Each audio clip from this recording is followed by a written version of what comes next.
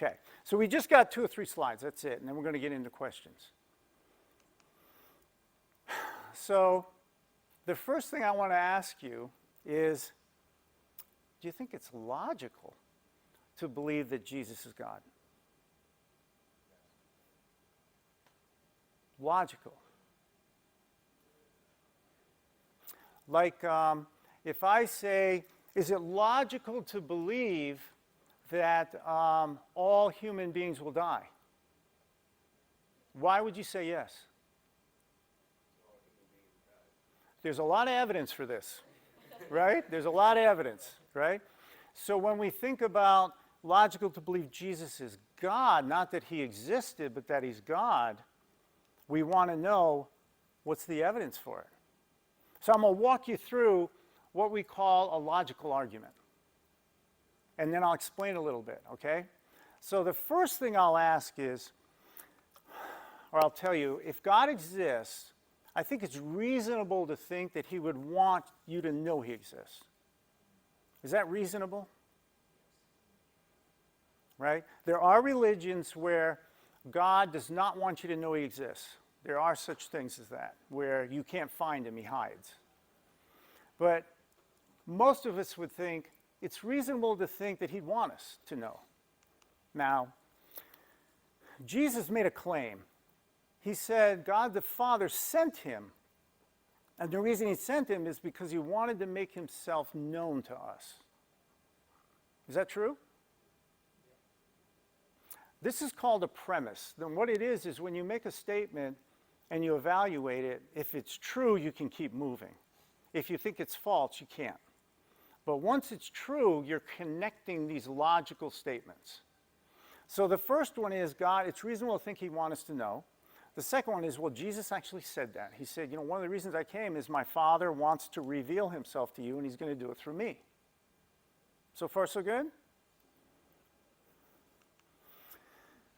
Jesus Christ said and performed things no man could say or perform.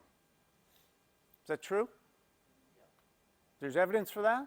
Anybody want to give me one? Overwhelming eyewitness testimony. Right, so what did the eyewitnesses say that he performed that men can't do? Heal leprosy, raise the dead, Yeah? cure the blind. Heck yeah.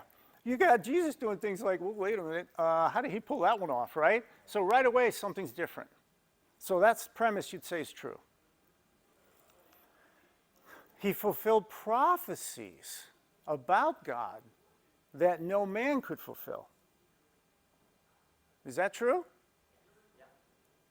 Okay, there's one example. There's an ancient prophecy, this guy Micah.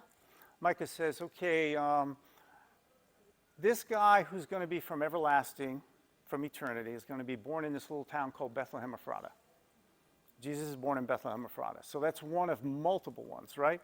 So you put these together and you see that, wow, he's fulfilling things.